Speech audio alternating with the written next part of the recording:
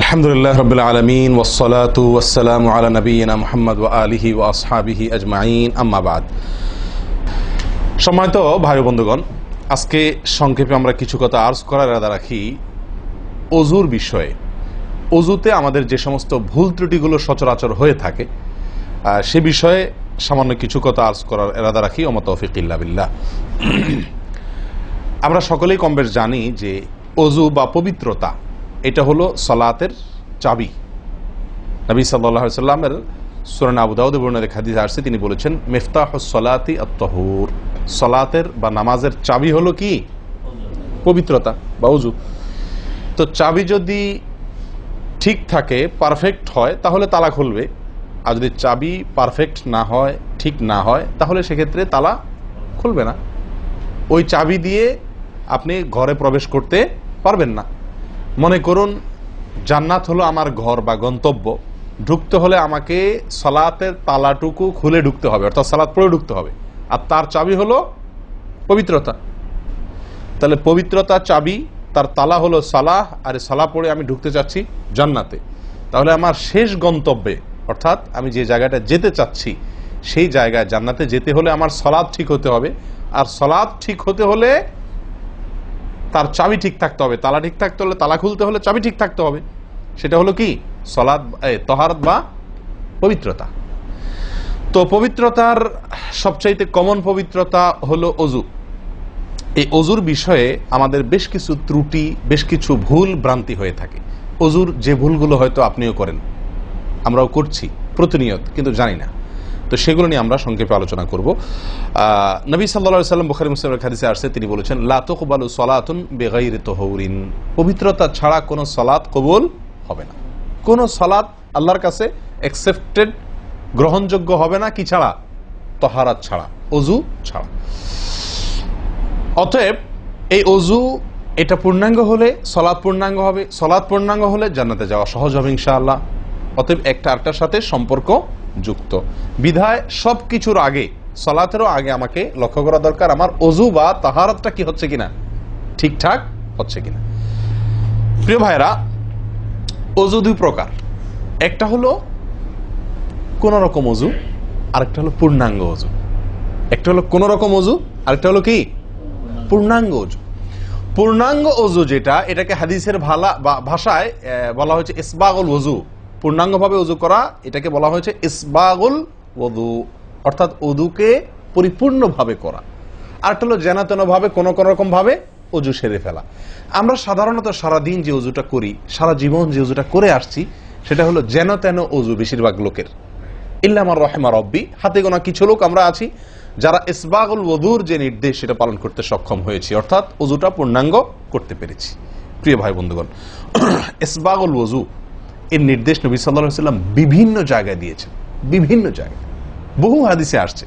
তোমরা ওযুকে আসবিগুল ওযু, আসবিগুল ওযু, তোমরা ওযুকে পরিপূর্ণ করো, ওযুকে পূর্ণাঙ্গভাবে করো, সঠিকভাবে করো, যথাযথভাবে করো। তার মানে নবী সাল্লাল্লাহু আলাইহি ওয়াসাল্লাম জানতেন যে ওযুতে যথার্থতার খেলাফ প্রচুর পরিমাণে হয়ে থাকে, আর সেজন্য তিনি সাবধান করেছেন আসবিগুল ওযু, অর্থাৎ ওযুকে তোমরা পূর্ণাঙ্গভাবে করো, সুন্দরভাবে করো, যথার্থভাবে করো।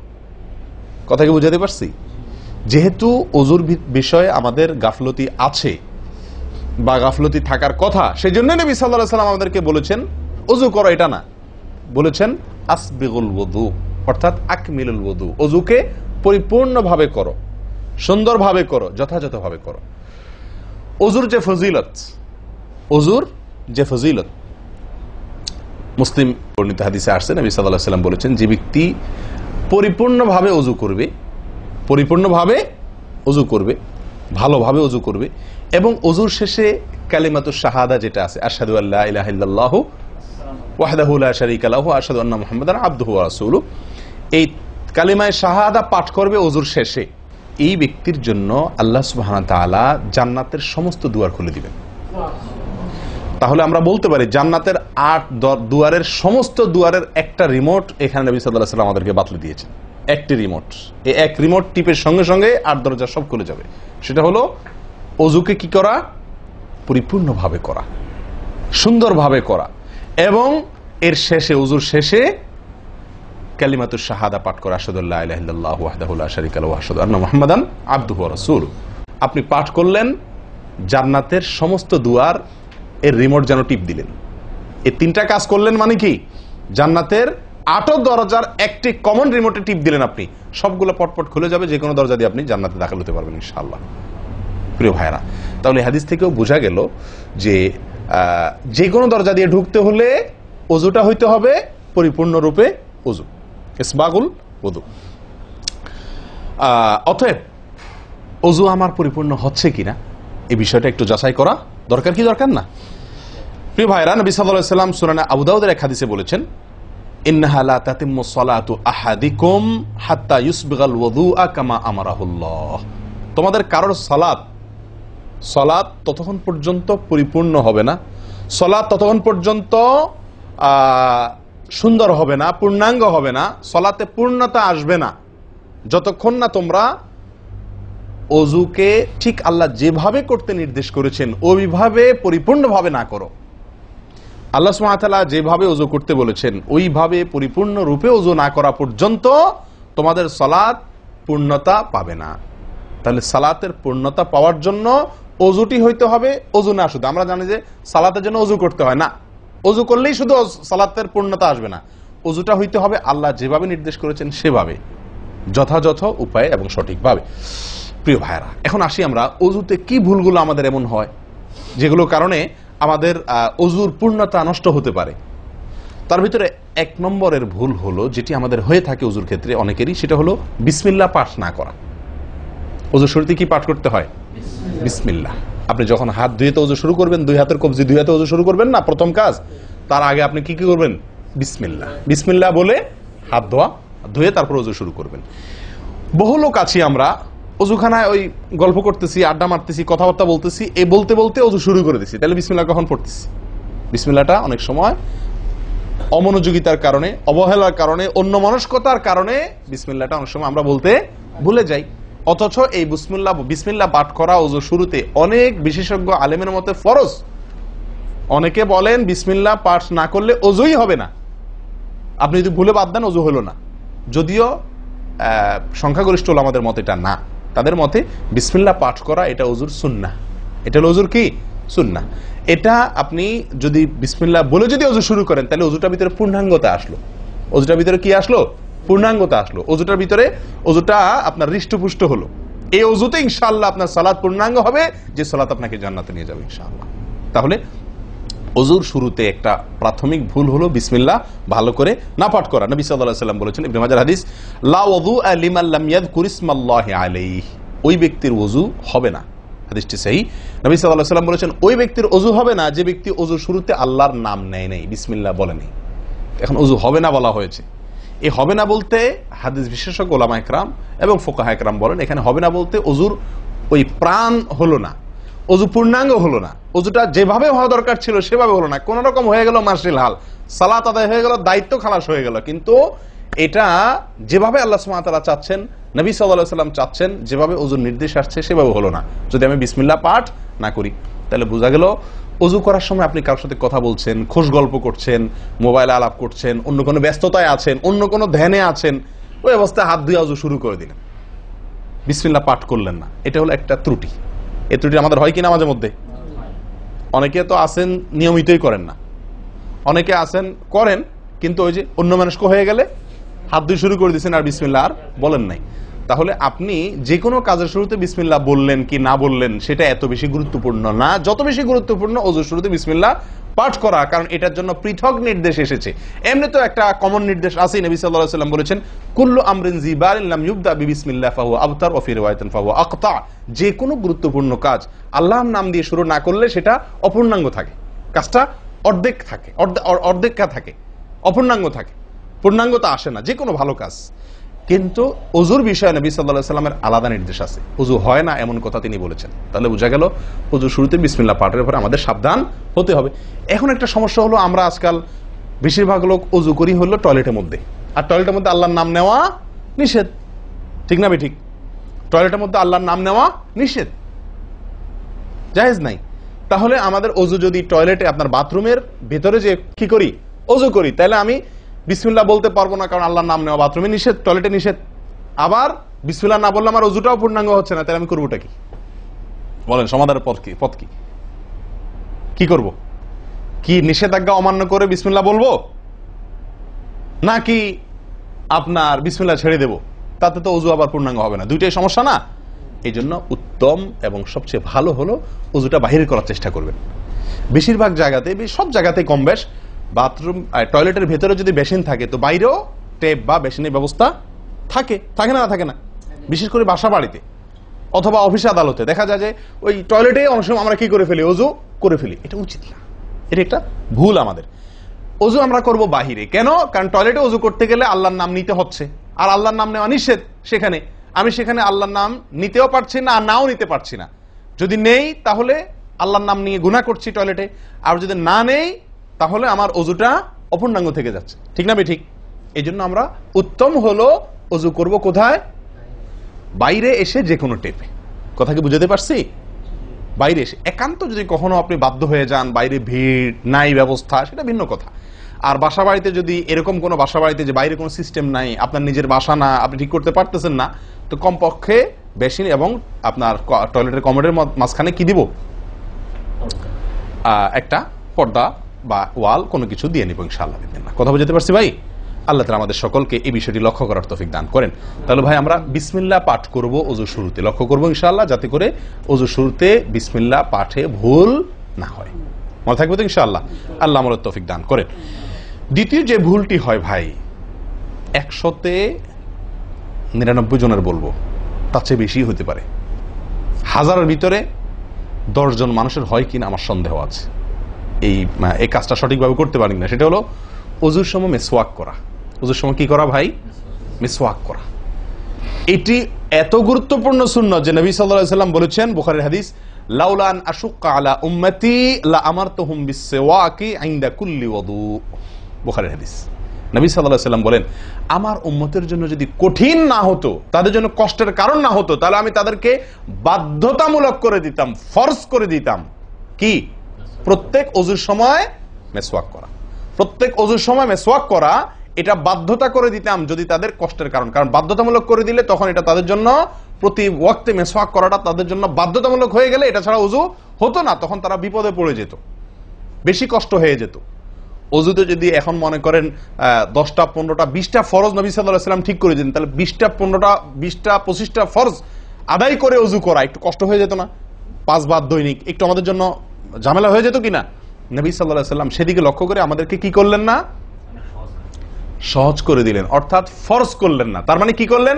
সুন্নাহ এর অন্তর্ভুক্ত করলেন। কিন্তু তার হাদিস থেকে, তার বক্তব্য থেকে বোঝা যায় যে অজুর সময় মিসওয়াকের গুরুত্ব তার কাছে কত বেশি ছিল। নবী সাল্লাল্লাহু আলাইহি ওয়াসাল্লামের কাছে ওযুর সময় মিসওয়াক করার গুরুত্ব কত বেশি ছিল, সেটা এই হাদিস থেকে বোঝা যায় কি যায় না? তিনি চাইছেন আমাদেরকে ওযুর সময় মিসওয়াকের নির্দেশটা বাধ্যতামূলক করতে। শুধু করেন নাই কেন? আমাদের কষ্টের দিকে লক্ষ্য করি। এই হাদিস থেকে নবী সাল্লাল্লাহু আলাইহি ওয়াসাল্লাম যে চাচ্ছেন মনে প্রাণে আমরা যেন ওযুর সময় মিসওয়াক করি, এটা বোঝা যায় কি যায় না? ভাই, আমরা বিশেষ করে আরবিয়ানদেরকে দেখি, স্পেশালি সৌদি আরবে আমরা যারা আছি দেখি যে সৌদিদের প্রত্যেকের পকেটে কি থাকে?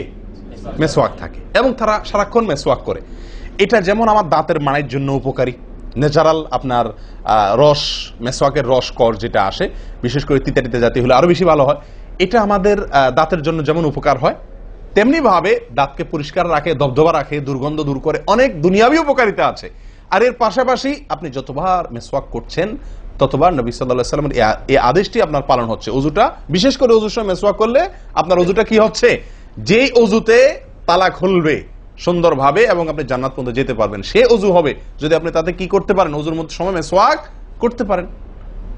ভাই, কার কার পকেটে মিসওয়াক আছে? আছে সাথে কারো? তো আপনারা আসার সময় আসছেন যে ওযু করেন নাই? কি বলেন? মিসওয়াক আছে কার কার? আলহামদুলিল্লাহ, একজন পাওয়া গেল। আর ভাই, ওযুর সময় মিসওয়াক, এটি আমরা ছেড়ে দিয়েছি। এই আমলটা আমাদের মধ্যে নাই বললেই চলে। কি বলেন? এই আমলটাকে পুনর্জীবন দেওয়া যায় কি না? যায় না? অন্য কারোর জন্য না, আমার নিজের জন্য। আমি মিসওয়াক করব, তার উপকারিতা আমি নিজে পাবো, দুনিয়াতে পাবো, মানি ভালো থাকবে, মুখে দুর্গন্ধ দূর হবে, মুখ পরিচ্ছন্ন হবে, আখেরাতে পাবো নবী সাল্লাল্লাহু আলাইহি ওয়াসাল্লামের সুন্নাহ পালনের মাধ্যমে। ওযু সুন্দর হবে, ওযু সুন্দর হলে সালাত ঠিক হবে, সালাত ঠিক হলে জান্নাতে যেতে পারবো। তাহলে একটা একটার সাথে সম্পর্কযুক্ত। মেসওয়াক করবো তো ইনশাআল্লাহ? একদম উঠে গেছে মেসওয়াক। ওযুর সময় মেসওয়াক করতে আমাদের দেশি ভাইদেরকে দেখাই যায় না একেবারে বললে চলে। প্রিয় ভাইরা, আপনারা কি জানেন নবী সাল্লাল্লাহু আলাইহি ওয়াসাল্লামের জীবনের শেষ আমল কি ছিল? মেসওয়াক ছিল। নবী করিম সাল্লাল্লাহু আলাইহি ওয়াসাল্লামের জীবনের শেষ আমল, যে আমলের পরে আর কোনো আমলের সুযোগ পান নাই, এই আমলের পরে তিনি দুনিয়া থেকে বিদায় নিয়ে গেছেন। তার জীবনের লাস্ট আমল কি ছিল? মেসওয়াক। তিনি আয়েশা রাদিয়াল্লাহু তাআলা আনহার কোলে মাথায় রেখে শুয়েছিলেন মৃত্যুর ঠিক আগ মুহূর্তে। শরীরে আর শক্তি ছিল না মেসওয়াক চিবানোর মতো। নতুন মেসওয়াক চিবায়া ওটাকে নরম করবেন এই শক্তিটা ছিল না। আল্লাহ রাসূল সাল্লাল্লাহু আলাইহি ওয়াসাল্লাম আয়েশা রাদিয়াল্লাহু তাআলা আনহাকে দিলেন, আয়েশা মেসওয়াকটা আমাকে একটু চাবায়া দাও। তিনি চাবায়া নরম করে দিলেন। এরপর নবী সাল্লাল্লাহু আলাইহি ওয়াসাল্লাম মেসওয়াকটা করলেন। বাস, এই মেসওয়াকের পরে তার মৃত্যু এবং এই মেসওয়াকের মাঝখানে আর কোনো আমল করার সুযোগ ছিল না। ভাই, কত গুরুত্বপূর্ণ আমল বোঝা উচিত। ওযুর সময় মেসওয়াকটা উঠে গেছে, আমরা কি করবো ইনশাআল্লাহ? সবসময় মেসওয়াক পকেটে রাখবো তো ইনশাআল্লাহ? ওযুর সময় মেসওয়াক কখন করবেন এটা নিয়ে ওলামাদের দুটি মত পাওয়া যায়। বেশিরভাগ ওলামাদের মত এবং বিশুদ্ধ মত হলো কুলি করার সময় আমরা মেসওয়াক করব।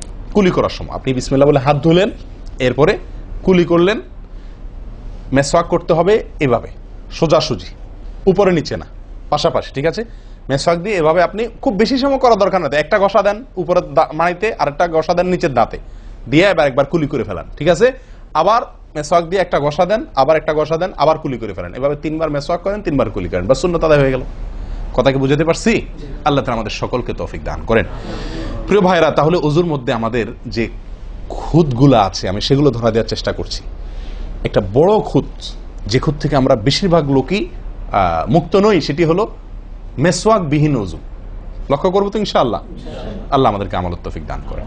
একান্ত না থাকলে আঙ্গুল দিয়ে করলেন, কিন্তু আপনি নিয়মিত আঙ্গুল দিয়ে করলেন সেটা না, মেসওয়াকই করা উচিত। ভাই, 3 নম্বর যে ভুলটা আমাদের হয়ে থাকে সেটা হলো কুলির মধ্যে। দেখেন প্রত্যেকটা কাজেই কিন্তু আমি একটা একটা করে আপনার দেখাচ্ছি ওযুর, প্রত্যেকটা কাজে আমাদের ত্রুটিগুলো হয় কিভাবে দেখেন। কুলির সময় ভুল হয়। কি ভুল হয়? কুলিটা যেভাবে করার কথা সেভাবে আমরা করি না। হাদিসে কুলির বিষয়ে নির্দেশ এসেছে, সেটাকে বলা হয়েছে মদমাদা। মদমাদা আরবি শব্দ, এটার বাংলা অর্থ হয় কুলি করা বা কুলকুচি করা বা কুলকুচা করা।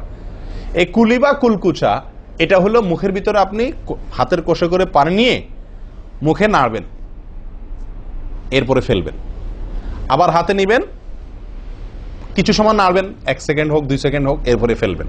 এটা হলো কুলি বা কুলকুচা। আমরা বেশিরভাগ সময় এরকম করি আলহামদুলিল্লাহ। যখন ব্যস্ত থাকি, যখন হুলস্থুল থাকে, কোনো সময় কোনো কাজের তাড়া থাকে, তখন অনেক সময় আমরা কি করি?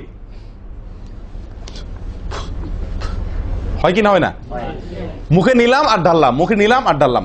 আমি জানি না আপনাদের হয় কিনা এরকম। আমি দেখছি এরকম অনেক সময় হয়। আপনারা একমত কিনা? নিলাম মানে ব্যস্ততার কারণে, হয়তো জামাত শেষ হয়ে যাচ্ছে বা অন্য কোনো কারণ আছে, অথবা দেরিতে আসছি, তো তখন মুখের ভিতর নেওয়া আর ফেলাও, নেওয়াও আর ফেলাও, এতে কুলি হবে না। হাদিসে যে কুলির নির্দেশ আসছে সেই কুলি হবে না। এটা মুখে পানি দিলেন আর বাইর করলেন, এটাতে কুলি হইতে হলে আপনাকে মুখে পানি দিবেন, নাড়বেন। ভাই, কুলিটা কেন করতে বলা হয়েছে? মুখের ভেতরটা কি করার জন্য? পরিষ্কার করার জন্য। আপনি যদি মুখে পানি নেন আর বাইর করেন, তাহলে কি মুখ পরিষ্কার হবে? আপনাকে তো মিনিমাম 1-2 সেকেন্ড হলেও নাড়তে হবে জিনিসটা, পানিটা, তাহলে আপনার মুখটা কি হবে? পরিষ্কার বা পরিচ্ছন্ন হবে। আল্লাহ তাআলা আমাদেরকে আমলের তৌফিক দান করেন। ভাই, তাহলে কুলির ত্রুটিটা বুঝতে পারছেন তো? তাড়াহুড়া করে অনেক সময় মুখে পানি নিয়ে ফেলে দিই আমরা, এটা করা যাবে না। নাম্বার 4, নাকে পানি দেওয়া। দেখেন একটা একটা করে দেখেন, প্রত্যেকটাতে ত্রুটি আছে। আল্লাহুল মুস্তাআন। নাকে পানি দেওয়া, নাকে পানি দেওয়ার যে নির্দেশ আসছে হাদিসে, এটাকে বলা হয় ইস্তেনশাক।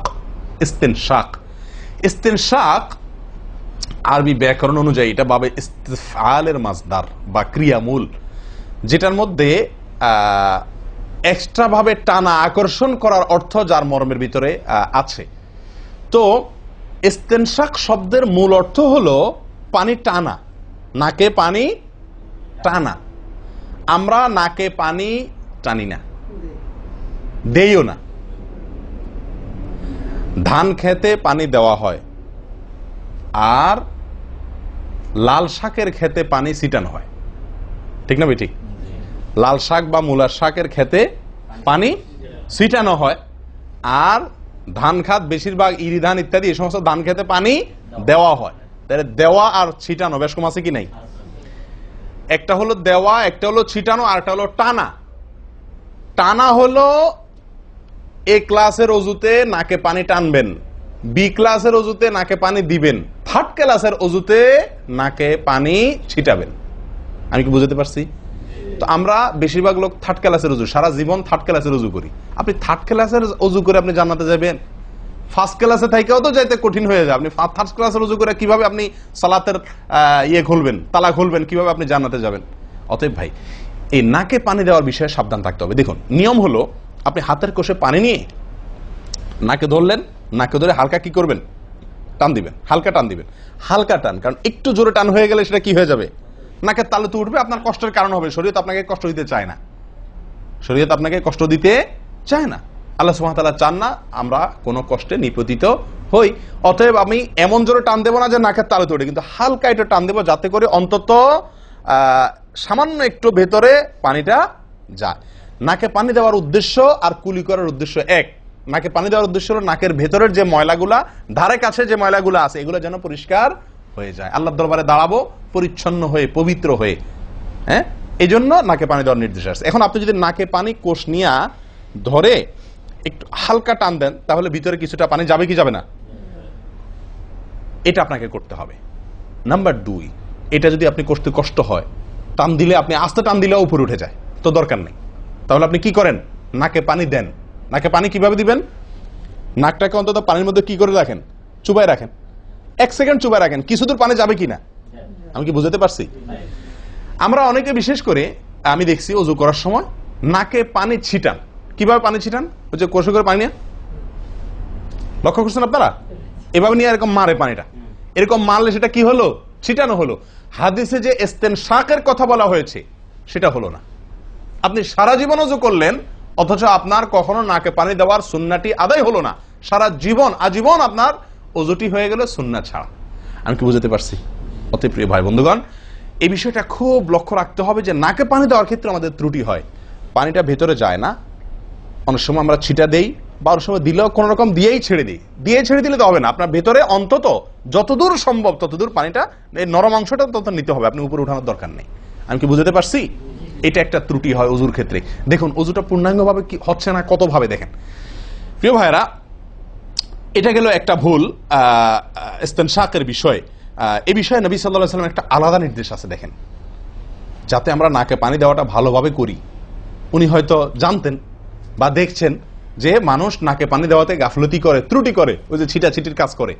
তিনি বলেছেন সহিহ বুখারীর হাদিস, না আফওয়ান আবু দাউদের হাদিস, নবী সাল্লাল্লাহু আলাইহি ওয়াসাল্লাম বলেছেন আসবিগিল ওযুআ, ওই একই কথা, তোমরা ওযুকে পরিপূর্ণভাবে করো। ওয়াখাল্লিল আসাবি' ওয়া বালিগ ফিল ইস্তিনশাক ইল্লা আন তাকুনা সাইমান।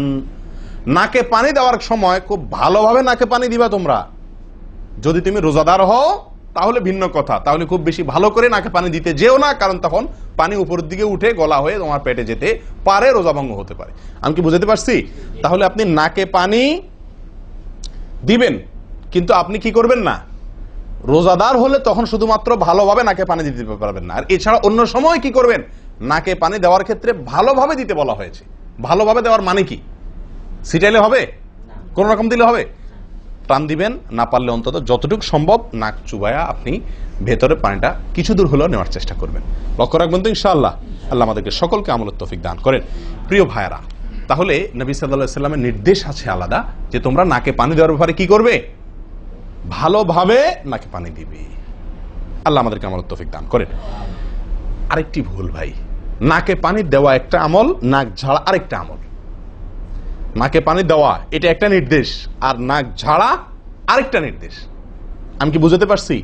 কুলি করা একটা আমল, হাত ধোয়া একটা আমল, হাতের কবজি পর্যন্ত 2 হাতের বিসমিল্লাহ বলা, তারপর তো এটা আছেই। এরপরে মেসওয়াক করা একটা আমল, কুলি করা আরেকটা সুন্নাহ, কুলির পরে নাকে পানি দেওয়া বা নাক দিয়া পানি টানা আরেকটা আমল, এরপরে নাক ঝাড়া আরেকটা আমল। আমি কি বুঝাতে পারছি? নাক ঝাড়া এটাকে বলা হয় হাদিসের ভাষা ইস্তিনসার। ইস্তিনসার, ঝাড়া। এই নাক ঝাড়ার ক্ষেত্রে বিরাট ভুল হয় ভাই। ভুল, সবচেয়ে বড় ভুল তো এটা যে নাক ঝাড়াটা অনেকে ঝাড়েই না, ওই যে ছিটায় দেয় বশেষ। নাক ঝাড়াটা ঝাড়তে হয় এটা অনেকে জানেনই না, করেনই না এটা। আবার অনেকে করেন তো মাঝে মধ্যে করেন, কিন্তু নাক ঝাড়াটা করা উচিত। যতবার নাক দিয়ে টান দিলেন না, এরপরে হালকা আঙ্গুল দিয়ে চাপ দিয়ে আপনি ওইটাকে প্রেসার দিয়ে নাকটা পরিষ্কার করবেন। কথা কি বুঝাতে পারছি? আবার নাকে পানি দিলেন, আবার পরিষ্কার করলেন, আবার নাকে পানি দিলেন, আবার পরিষ্কার করবেন। ভাই এটা হলো নাক ঝাড়া। এই বিষয়ে নবী সাল্লাল্লাহু আলাইহি ওয়াসাল্লামের নির্দেশ আছে। দেখুন সহিহ বুখারীতে আসছে, তিনি বলেন ইযাস্তাইকাযা আহাদুকুম মিন মানামিহি, যদি কেউ ঘুম থেকে উঠে, যদি কেউ ঘুম থেকে উঠে ফাতাওয়াদ্দা, এরপরে সে ওযু করতে যায়, ফালইয়াস্তানসির সালাসান, তাহলে সেই জন্য 3 বার নাক ঝাড়ে, নাক পরিষ্কার করে। কেন? ফাইন্নাশ শাইতানা ইয়াবিতু আলা খাইশুমিহি, কারণ নাকের যে বাঁশি উপরের ছিদ্র, এই জায়গাটায় শয়তান রাত্রি যাপন করে। শয়তানের বেডরুম আপনার নাকের বাঁশি, বুঝতে পারছেন? শয়তানের বেডরুম হলো আমাদের নাকের বাঁশি। নবী সাল্লাল্লাহু আলাইহি ওয়াসাল্লাম বলছেন এই জায়গাটা সে অবস্থান নেয় এবং এই জায়গায় গিয়া মোটামুটি আমাদেরকে ব্রেন ওয়াশ করে যে শুয়ে থাক, আরাম কর, যত ওয়াসওয়াসা দেওয়া দরকার, তার যে ডিউটি সেটা সে পালন করে, কুকামের যত বুদ্ধি দেওয়া দরকার, কিন্তু তার এই ঘাঁটি হলো আমাদের নাকের বাঁশি। ওযুর সময় যদি আমরা এটাকে সুন্নাহ পালন করতে গিয়ে এটাকে ঝাড়ি, তাহলে শয়তান দূর হয়ে যায়। কথা বুঝতে পারছি ভাই? এই বিষয়ে আরো কয়েকটি হাদিস আছে যে হাদিসগুলো দ্বারা বোঝা যায় যে শয়তানের অবস্থান এই জায়গাটাতে থাকে মানুষের দেহে। তো আপনি যদি শরীরটাকে ফুরফুরে করতে চান, শয়তান ওয়াসওয়াসা থেকে ফ্রেশ হয়ে যেতে চান, তাহলে আপনার নাক ঝাড়ার আমলটার ব্যাপারে গুরুত্ব দিতে হবে। কথা বুঝতে পারছি ভাই? তাহলে উলামায়ে কেরাম বলেন এই হাদিসে তো ঘুম থেকে উঠে ওযু করার ক্ষেত্রে বলা হয়েছে, তো এর মানে শুধু ঘুমের জন্যই এটা খাস নয়, ঘুম থেকে উঠে আপনি ওযু করলে সে ওযুতে এটা বেশি গুরুত্বপূর্ণ, কিন্তু অন্য সকল ওযুতেই বিষয়টি আমলযোগ্য বা সুন্নাহ। অতএব আমরা নাকে পানি দেব একটা আমল, আবার না কি করব, ঝাড়বো আরেকটা আমল।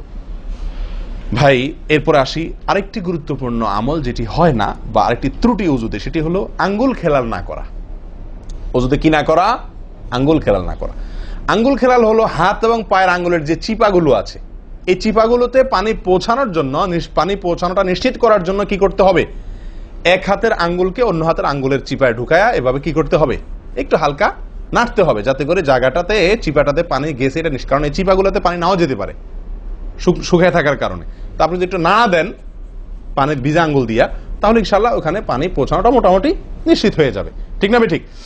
তাহলে এই জিনিসটা অনেক সময় আমরা করি না, অথচ নবী সাল্লাল্লাহু আলাইহি ওয়াসাল্লামের নির্দেশ আছে আলাদা। তিনি বলেছেন, আবু দাউদের হাদিস, আসবিগিল ওযুআ ওয়া খাল্লিল বাইনাল আসাবি', ওযুকে পরিপূর্ণভাবে করো। আর ওযুকে পরিপূর্ণভাবে করার একটি অন্যতম কাজ হলো আপনার আঙ্গুলের মাঝে কি করা? খেলাল করা। তিনি বলেছেন তোমরা আঙ্গুলের মাঝে খেলাল করবে, এক আঙ্গুলকে অন্য আঙ্গুলের মাঝে প্রবেশ করে পরিষ্কার করবে। এটা হলো হাতের আঙ্গুল। পায়ের আঙ্গুল কিভাবে করবেন? পায়ের আঙ্গুল তো আর এক আঙ্গুল অন্য পায়ের আঙ্গুল ঢুকাতে পারবেন না। সেটা করবেন হলো, অন্য হাদিসে আসছে, এই যে কোনোই আঙ্গুল আছে না, কোনোই আঙ্গুল দিয়া সব চিপাগুলোতে কি করবেন? ঘষা দিবেন। কোনোই আঙ্গুল দিয়া আপনার সব পায়ের আঙ্গুল চিপাগুলোতে ঘষা দিবেন। ভাই আমরা কজনে করি এই খেলার আমলটা বলেন তো? পায়ের আঙ্গুল, কোন আঙ্গুল দিয়া পায়ের আঙ্গুলের চিপা খেলাল করা, হাতের আঙ্গুল খেলাল করা, কজনে করি আমরা বলেন? তাহলে এই ভুলগুলো আমাদের অহরহ হচ্ছে না ভাই? আমরা কি জান্নাতে যেতে চাই না? আমাদের সালাতটা সুন্দর হোক আমরা চাই না ভাই? আমাদের এই সালাত খুব পাওয়ারফুল হোক, শক্তিশালী সালাত হোক, এই সালাতের মাধ্যমে আমি অন্যায় থেকে বেঁচে থাকবো, এই সালাতের মাধ্যমে আমি জান্নাতে যাব, এই সালাত আমাকে খাঁটি মুসলিম বানাবে, এই সালাত আমাকে আল্লাহর কাছে প্রিয় বানাবে, এই সালাত কি আমাদের নূর হবে, আমরা চাই না ভাই? এগুলো যদি চাই তাহলে আমাকে ওযু সুন্দর করতে হবে, আর ওযু সুন্দর করতে গিয়ে এই ভুলগুলোর ব্যাপারে সাবধান হতে হবে। তাহলে আঙ্গুল খেলাল করা, পায়ের আঙ্গুল, হাতের আঙ্গুল আমরা করি না বললেই চলে ভাই। তো আজকে থেকে ইনশাআল্লাহ করবো তো, নাকি যা শুনছেন এটা এখানে রেখে চলে যাবে? ভাই যদি পরিবর্তন না করেন, পরিবর্তন যদি আমরা না করি নিজেদেরকে, ওয়াল্লাহি সারা জীবন ওয়াজ শুনবো, কি লাভ বলেন? সময়টা নষ্ট। আপনি যদি এই কথাগুলোর উপরে আমলের চেষ্টা না করেন, নিজের জীবনে ফিট না করেন, এই ভুলগুলাকে ওযু করার সময় মাথায় রেখে এই ভুলগুলাকে আপনি দূর না করেন, তাহলে সেক্ষেত্রে এই শোনার কোনো লাভ হলো না। করবো তো ইনশাআল্লাহ। আল্লাহ সুবহানাহু ওয়া তাআলা আমাদের সকলকে সচেতন মুমিন হওয়ার তৌফিক দান করেন।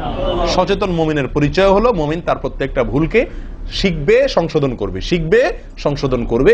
এভাবে করতে করতে করতে সে মুমিন হিসাবে কোয়ালিটিফুল আফার ক্লাসের মুমিন হতে পারবে, আল্লাহর কাছে প্রিয় পাত্র হতে পারবে। চেষ্টা করবো তো ইনশাআল্লাহ। আল্লাহ আমাদের সকলকে তৌফিক দান করেন। প্রিয় ভাইয়ারা, ওযুর ক্ষেত্রে আরেকটি ভুল এই যতগুলো ভুল বললাম এর ভিতরে বড় দুটি ভুল বলে ওজুর ভুলকে আমরা শেষের দিকে চলে আসছি। একটি বড় ভুল হলো শুকনা থেকে যাওয়া। কোন জায়গা যদি আপনার অবহেলার কারণে শুকনা থেকে যায়, ওজুর অঙ্গগুলো যেগুলো ধুইতে হবে, তার কোনো অঙ্গ যদি শুকনা থেকে যায়, ওজু হবে? ওজু হবে না। এক ব্যক্তি ওজু করে আসছেন, নবী সাল্লাল্লাহু আলাইহি ওয়াসাল্লাম দেখেছেন তার ওজুর কোন জায়গা শুকনা আছে, তিনি বললেন যাও আবার ওজু করো, তোমার ওজু হয় নাই। তিনি তাকে পুনরায় ওজু করাইছেন। কেন? তার ওজু সঠিকভাবে হয় না, শুকনা রয়ে গেছে। অনেক সময় দেখা যায় আমাদের অনেক ভাই ওজু করেন, ওজু করলে বেশ কিছু জায়গা, বিশেষ করে যে কোন জায়গাটা, এই জায়গাটা দেখা যায় শুকনা থাকে। এই যে কানের লতির এই যে জায়গাটা, এখানে দেখা যায় একটু কি থাকে, শুকনা থাকে। কপালের দিকে দেখা যায় শুকনা থাকে। এই জায়গাগুলো অনেক সময় দেখা যায়, বহু লোককে দেখা যায় ওজু করে আসছে, এখানে শুকনা, এখানে শুকনা, পায়ের গোড়ালি গিরা এই জায়গাগুলোতে শুকনা। কারণ হলো ওই যে অবহেলা করে ওজু করছে, কোন রকম ওজু করছে, ওজুটা যেভাবে করা দরকার সেভাবে করে নাই। ভাই এই জিনিসটা আপনার লক্ষ্য করা দরকার, কি দরকার না? ওজুই হবে না। এই যে ভুলগুলো বললাম এগুলা হলে আপনার ওজু হয়ে যাবে, কাগজে কলমে ওজু হয়ে যাবে। কিন্তু এখনকার যে ভুলটা বললাম, যদি শুকনা না থাইকা যে আল্লাহ মাফ করেন, তাহলে কাগজে কলমে ওজু হবে না, কাগজে কলমেও কি হবে না, ওজু হবে না। এত জঘন্য, সাবধান থাকার দরকার, কি দরকার না? আল্লাহ তাআলা আমাদেরকে সাবধান হওয়ার তৌফিক দান করেন। ভাই আরেকটি বড় ভুল, এটাও বিশাল বড় ভুল, সেটা হলো পানি অপচয় করা। পানি অপচয় করা, আল্লাহ মাফ করেন, এটা থেকে মুক্ত আমরা কেউই না বোধ হয় এই যুগে। পানি অপচয় ওজুর সময়। ভাই আমাদের ওজুতে কত পানি লাগে? আপনি যদি, আমরা তো বেশিরভাগ লোক এখন ট্যাপে ওজু করি না, আপনি যে ট্যাপটা ব্যবহার করেন ওই ট্যাপের নিচে যদি একটা কি রাখেন, বালতি রেখে দেন, আপনি ওজু করার শেষে লক্ষ্য করে দেখেন একটা খালি বালতি যদি রাখেন, কি পরিমাণ পানি পড়বে আনুমানিক? প্রায় এক বালতির মতো হয়ে যাবে না? সুবহানাল্লাহ, 50-100 জন লোকের ওজুর পানি এটা। নবী সাল্লাল্লাহু আলাইহি ওয়াসাল্লামের ওজুর পানির পরিমাণটুকু হাদিসে আসছে। ভাই এক গ্লাস পরিমাণ পানি দিয়ে তার কি হয়ে যেত, ওজু হয়ে যেত। এক গ্লাস পানির প্রয়োজন হতো না নবী সাল্লাল্লাহু আলাইহি ওয়াসাল্লামের ওজুতে, গোটা ওজুতে। আর সেখানে এক গ্লাস তো আমাদের শুধু কিসেই লাগে, হাত ধুতেও এক গ্লাস হয় কিনা সন্দেহ, এক হাতেও হয় কিনা এক গ্লাস ধুতে সন্দেহ।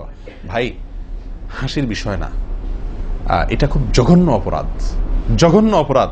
আল্লাহ সুবহানাহু ওয়া তাআলা কোরআন কারীমের ভিতরে কি বলেছেন? ইন্নাল মুবাযযিরিনা কানু ইখওয়ানাশ শায়াতিন, শয়তানের ভাই। হারাম পানি অপচয় করা, পানি অপচয় করা। সাহাবা একরাম জিজ্ঞেস করছেন, ইয়া রাসূলুল্লাহ, আমরা তো কেউ বলবো ভাই এই যে নির্দেশ নিষেধ এগুলো তো সাহাবীদের যুগে পানির টানাটানি ছিল, মরুভূমি এলাকার লোক ছিল, তখনকার বোধহয় সমস্যা। ভাই এখন তো আমাদের যুগে আলহামদুলিল্লাহ কি আছে, প্রচুর পরিমাণে পানি আছে, পানির তো অভাব নেই আল্লাহর ফজলে। আমরা কেউ হয়তো মনে করি যে অনেক পানি আছে, এখন বোধহয় আর এই এত টানাটানি করে ওযু করার প্রয়োজন নাই। আমি বলবো না ভাই, এটা ভুল। সাহাবা একরাম জিজ্ঞেস করছেন নবী সাল্লাল্লাহু আলাইহি ওয়াসাল্লামকে, ইয়া রাসূলুল্লাহ, যদি আমরা সমুদ্রে থাকি, নৌকায় যাচ্ছি, জাহাজে যাচ্ছি, সমুদ্রে পানির কোনো অভাব নাই, সেখানে পানি ব্যবহারের ক্ষেত্রেও কি আমাকে হিসাব করে করতে হবে? অতিরিক্ত করলে হিসাব দিতে হবে? নবী সাল্লাল্লাহু আলাইহি ওয়াসাল্লাম হাবাচক উত্তর দিয়েছেন। ও ভাই, তাহলে বোঝা গেল যে পানি ট্যাঙ্কিতে আছে, আপনার লাইনে পানি আছে, এই জন্য আমি পানি অপচয় করার অনুমতি আমাকে শরীয়ত দেয় নাই। অতিরিক্ত পানি ব্যবহার করলে আমাকে হিসাব দিতে হবে। সবচেয়ে উত্তম, সবচেয়ে ভালো হয় ভাই, আপনি যদি সম্ভব হয় বদনা বা কোনো জগ ইত্যাদিতে, মগ ইত্যাদিতে আপনি ওযু করেন, সবচেয়ে ভালো। টেপের মধ্যেই বেসিনে একটা মগ রেখে দিলেন, ওইটা দিয়া ঢেলে ঢেলে আপনি ওযু করেন, তাহলে পানি অপচয় হওয়ার সম্ভাবনা সবচাইতে কম।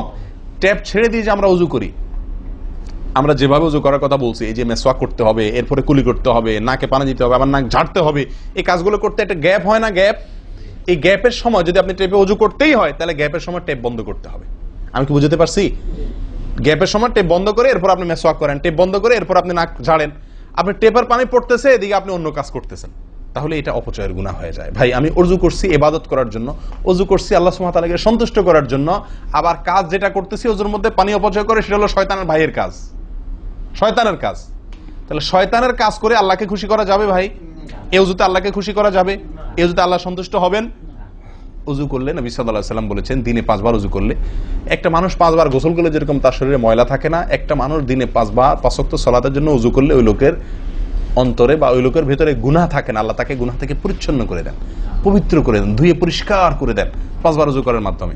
ও ভাই, ওযু আমাকে পরিষ্কার করে দিবে, আমাকে পবিত্র করে দিবে, আমাকে পরিচ্ছন্ন করে দিবে, আমাকে সাফ করে দিবে। কখন? যদি ওযুটা আমি সুন্দরভাবে করি। আমার অজুতে যদি এত বড় ভুল হয় যে পানি অপচয় করে আমি হারামে লিপ্ত হই, গুনাহে লিপ্ত হই, তাহলে আমার সে অজু আমাকে পরিচ্ছন্ন করবে না, পবিত্র করবে না, সুন্দর করবে না, আল্লাহকে সন্তুষ্ট করা যাবে না। প্রিয় ভাইরা, আমি আবারও বলছি, এই ভুল থেকে আমরা কেউ মুক্ত নই। আল্লাহ মাফ করুক, ইল্লা মার রাহিমা রব্বি, হাতে গোনা দুই একজন ছাড়া আমরা কেউ মুক্ত নই ভাই। উজু করার সময় পানি অপচয়, আজকে টেপের যে কালচার, এই টেপ ছেড়ে আমাদের উজু করা, এটা জঘন্য একটি ভুল। যদি টেপটা আমি ছেড়ে রাখি, হ্যাঁ আপনি উজু করছেন, বন্ধ করে নিচ্ছেন, আবার দরকার হচ্ছে চালাচ্ছেন, এটা হলে ঠিক আছে। আপনি যদি এটা করতে যান পাবলিক অজুখানাতে, হয়তো পিছন থেকে কেউ আপনাকে তাড়া মারবে, আরে ভাই তাড়াতাড়ি করেন, দেরি করতেছেন, মারুক ভাই তাড়া, সে তাড়া মারুক, কিন্তু আপনার উজুটা কি করতে হবে? আপনাকে কোয়ালিটিফুল উজু করতে হবে। আল্লাহ তাআলা আমাদেরকে সে উজু করার তৌফিক দান করেন। উজুর ক্ষেত্রে আরেকটা ভুল হলো ভাই,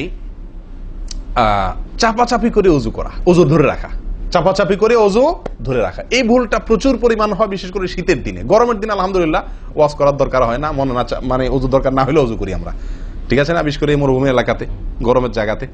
কিন্তু শীতের দিন আসলে সুবহানাল্লাহ, আসরের উজুতে চেষ্টা করি টেনে টুনে আসা পর্যন্ত নিয়ে যাওয়ার জন্য, ঠিক না ঠিক? একটা চেষ্টা থাকে যে আসরের উজুতে মাগরিব গেছে, যেহেতু পেশাবের বেগ আছে, বায়ুর বেগ আছে, বাথরুমের বেগ আছে, তো একটু চাইপা চুপা যদি ধরে রাখতে পারে, এসাটা হয়ে গেলে এসা বড় তারা উজু করা লাগলো না, খালাস, উজু করাতে বেঁচে গেলাম ঠান্ডার দিনে, ঠিক না ঠিক? এই অলসতাটা আমরা অনেকে করি কি করি না, এটা উচিত না। উজুর ক্ষেত্রে এটা একটা বড় ভুল। প্রথম কথা হলো, আপনি যদি পেশাবের বেগ থাকে, বায়ুর বেগ থাকে, আপনি সালাতে দাঁড়ালে সালাতে মনোযোগ সেভাবে হবে না। সালাতে যেরকম মনোযোগ দরকার, আল্লাহর সঙ্গে আপনার যেটা মানে বান্দার সঙ্গে গোলামের যে একটা বিনয় প্রকাশের ব্যাপার আছে, সেটা হবে না যদি আপনার কি থাকে, অজুর মধ্যে ওই প্রেসার থাকে, পেশাব বা পায়খানার বেগ থাকে। ভাই মানুষ যে কোনো কাজেই, ভালো কাজ মনোযোগ দিয়ে করতে হলে পেশাব পায়খানার বেগ থাকলে করা যায়? তাহলে আপনার সালাতের ভিতরে খুশু খুশু কিভাবে আসবে?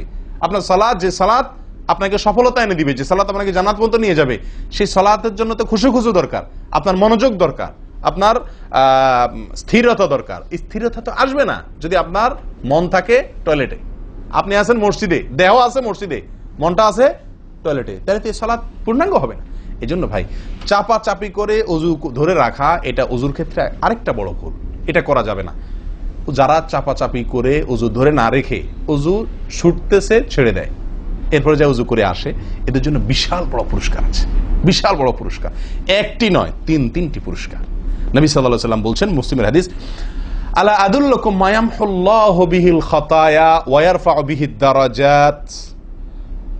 নবী সাল্লাল্লাহু আলাইহি ওয়াসাল্লাম বলেন যে, আমি কি তোমাদেরকে বলে দিব না যে কোন আমলটি মানুষকে তার ভুল ত্রুটিগুলো আল্লাহ তাআলা মাফ করে দেন এবং আল্লাহর কাছে তার মর্যাদা, গ্রেড বাড়তে থাকে, ইমানদার হিসাবে তার গ্রেড বাড়ে এবং আল্লাহ ভুল ত্রুটি মাফ করেন। কোন আমলের মাধ্যমে? তোমাদের কি বলে দিব না?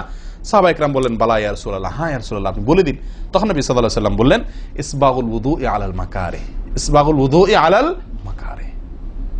প্রথম আমল, অপছন্দ, কষ্ট, ঠান্ডা, শীত, অথবা পানির অভাব, কি না বুঝু করতে হইতেছে, যে কোনো কষ্টকে উপেক্ষা করে, কষ্টকে সহ্য করে যে ব্যক্তি ওযু করে, ওযু আটকায় রাখে না, এই ব্যক্তি, তাকে আল্লাহ সুবহানাহু ওয়া তাআলা তার গুনাহ যেমন মাফ করবেন, তার মর্যাদাও আল্লাহ তাআলা বৃদ্ধি করে দিবেন। তাহলে বোঝা গেল, সাধারণ ওযু এটার চাইতে আপনি যদি ওযুকে কি করেন,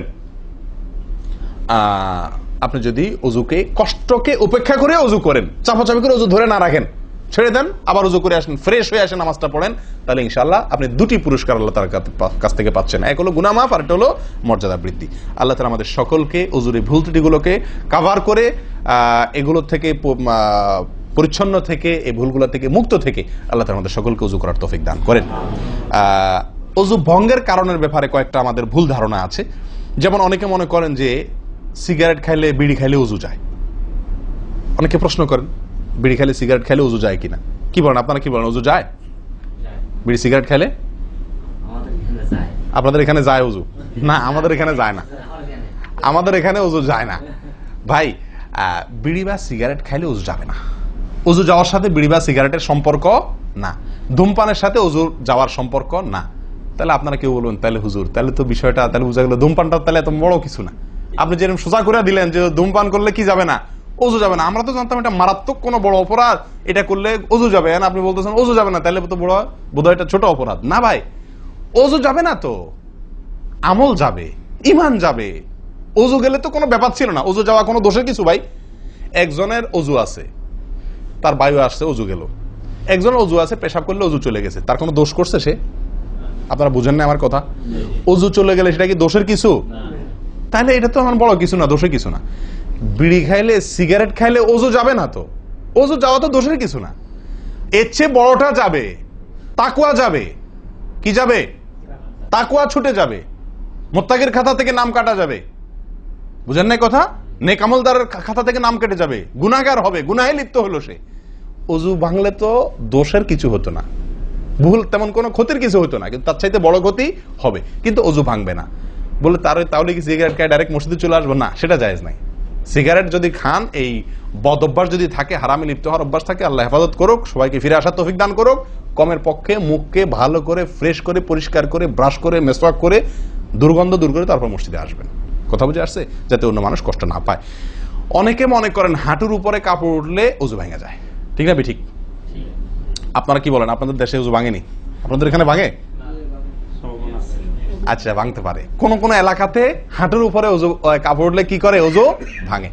এটা অনেকে বলেন যে ভাই সতর যদি খুলে যায়, হাঁটুর উপরে কথা না, সতর খুলে গেল, কেউ ওযু করার পরে উলঙ্গ হয়ে গেল কাপড় পাল্টাতে গিয়া বা কোনো কারণ, এক কথায় ওযুর পরে যদি সতর খুলে যায় ওযু ভাঙবে না। কিন্তু আমাদের অনেক দেশে, অনেক এলাকাতে ওযু ভাঙে না ভাই। এই যেখানে ভাঙে সেখানে আসলে ভাঙা উচিত না। ওযু আপনার সতর খুললে কি হয় না? ওযু ভঙ্গ হয় না। এর সাথে ওযু ভঙ্গ হওয়ার সম্পর্ক নেই। ওই যে বলছি, ধূমপানের মতো। সতর যদি অন্য মানুষের সামনে খোলেন আপনি, তাহলে ওযু ভাঙলে তো দোষের কিছু হতো না। এখানে তাকওয়া ভাঙবে, ওযু ভাঙবে না। আমি কি বুঝাতে পারছি? এর চেয়ে বড় অপরাধ হবে, কবিরা গুনাহ লিপ্ত হলেন আপনি, ফরজ তরক হয়ে গেল, আপনি বড় গুনাহ করলেন। ওযু ভাঙলে তো এমন দোষে কিছু হতো না, কিন্তু ওযু ভাঙবে না। অনেকে মনে করে টিভি দেখলে, সিনেমা দেখলে, নাটক দেখলে, গান ফান দেখলে ওযু ভাঙে না। এটার সাথেও কি নাই? ওযু ভাঙার সম্পর্ক নাই। ওযু ভাঙার সম্পর্ক নির্দিষ্ট কিছু কাজে, পেশাব করলেন, পায়খানা করলেন, বায়ু ছাড়লেন, ঘুমাইলেন, ওযু ভাঙে এগুলাতে। কিন্তু আপনি সিনেমা দেখলেন, খারাপ কিছু দেখলেন, দেখলেই আপনার কি হবে না? ওযু ভাঙবে না। হ্যাঁ, একটা কথা ঠিক যে আপনি এই যে কাজগুলোর কথা বললাম, আপনি সিগারেট খাইলেন, আপনি আল্লাহ মাফ করেন কোন হারামে লিপ্ত হলেন, আপনি সতর খুললেন মানুষের সামনে, আপনি সিনেমা দেখলেন, টিভিতে খারাপ হারাম কিছু দেখলেন, তাহলে কি করতে হবে? ওযু করা উত্তম। ওযু করা, এগুলা করার পরে বিনা ওযুতে নামাজ না পড়ে ওযু করে নামাজ পড়া উত্তম। কেন? কারণ ওযু করলে আল্লাহ সুবহানাহু ওয়া তাআলা কি করেন? গুনাহ খাতা মাফ করে দেন। তাহলে আপনি যে অপরাধ করলেন সেটা মাফ করে নামাজে আসলেন ফ্রেশ হইয়া, ওটা ভালো। কিন্তু ওযু ভেঙে যাবে এরকম না। মহিলারা বাচ্চাদেরকে দুধ দিলে অনেকে মনে করেন কি হয়? ওযু ভাঙে। আসলে কি না, বাচ্চাদেরকে দুধ খাওয়ালে কি হবে না? ওযু ভাঙবে না। কথা বুঝাতে পারছি? এরকম কিছু ভুল ধারণাও আছে। যাই হোক, ওযুতে যে ভুলগুলো হয়ে থাকে আমি আবার বলে দিচ্ছি এক নজরে। এক, আপনার বিসমিল্লাহ না বলা, শুরুতে বিসমিল্লাহ ভুলে যাওয়া বা না বলা, এটা ভুল। আরেকটা হলো মেসওয়াক না করা, কুলি করার সময় মেসওয়াক না করা, এটা কমন ভুল হয়ে গেছে। 3 নম্বর হলো কুলিটা সুন্দরভাবে না করা, পানিতে মুখে পানি কোষ করে নিয়ে এরপরে কিছু সময় মুখের ভিতরে করে নাড়াতে হবে। না নাড়ানো, এটা আরেকটা ভুল। নিয়ে ফেলে দিলাম তাড়াহুড়া করে, এটা আরেকটা ভুল। 4 নম্বর হলো আপনার নাকে পানি ছিটাই আমরা, এটা আরেকটা ভুল। ছিটানো যাবে না নাকে পানি টানতে হবে অথবা পানি দিতে হবে, কিন্তু পানি কি করা যাবে না? ছিটানো যাবে না, ছিটানোটা আরেকটা ভুল। 5 নম্বর হলো আপনার নাক ঝাড়া।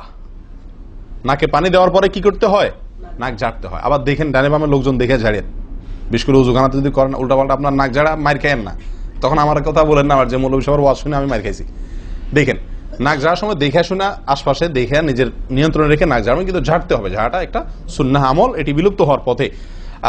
6 নম্বর হলো ভাই আঙ্গুল খেলাল করা। কি করা? আঙ্গুল খেলাল করা। এটা উঠে গেছে, পায়ের আঙ্গুল খেলাল করতে হবে। কোন আঙ্গুল দিয়ে হাদিসে আসছে, আর হাতের আঙ্গুল এগুলা দিয়া, কারণ এগুলাতে জাহান্নামের আগুন প্রবেশ করবে যদি এগুলো শুকনা থাকে, সালাত হবে না।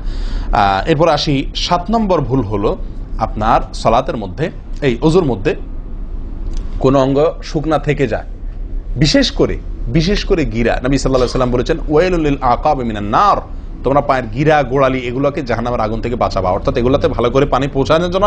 কারণ বিশেষ করে শুকনার দিনে, শুকনা যখন হয় শীতের দিনে, তখন এগুলো ফেটে যায়, পানি আপনি ঢাললেই যায় না, একটু হালকা ডললে টললে ভালো করে তারপরে পানিটা জায়গা মতো যায়। এই জন্য ওইগুলোর উপরে গোড়ালির উপরে বিশেষভাবে লক্ষ্য রাখা দরকার। আর কষ্ট উপেক্ষা করে উজু করার চেষ্টা করা দরকার। আর শেষ যেটা, সেটা হলো পানি অপচয়। কি করা ভাই? পানি অপচয় করা। প্রচুর পরিমাণ পানি আমরা অপচয় করি উজু করার সময়, যেটা আমাদের উজুর সৌন্দর্যকে নষ্ট করে, উজুর গুণগত মানকে নষ্ট করে দেয়। আসুন সুন্দরভাবে উজু করার স্বার্থে এই ভুলগুলোর থেকে মুক্ত থাকার চেষ্টা করি। আল্লাহ তাআলা আমাদের সকলকে আমলের তৌফিক দান করেন। ওয়া আখিরু দাওয়ানা আনিল হামদুলিল্লাহি রাব্বিল আলামিন। আসসালামু আলাইকুম ওয়া রাহমাতুল্লাহি ওয়া বারাকাতুহু।